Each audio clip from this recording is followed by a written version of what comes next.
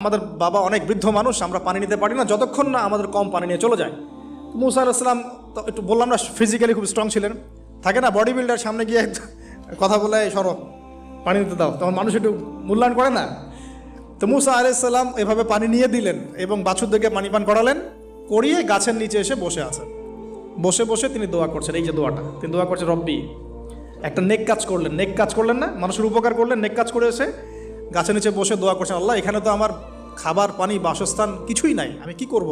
রব্বি ইন্নি লিমা আনজালতা ইলাইয়া মিন খায়রিন ফকির, রব্বি ইন্নি লিমা আনজালতা ইলাইয়া মিন খায়রিন ফকির। আবার বলেন রব্বি ইন্নি লিমা আনজালতা ইলাইয়া মিন খায়রিন ফকির। অর্থ হচ্ছে, হে আল্লাহ, তুমি তোমার পক্ষ থেকে আমার উপরে যে নেয়ামতগুলো দিবে, আমি এর জন্য ফকির হয়ে বসে আছি।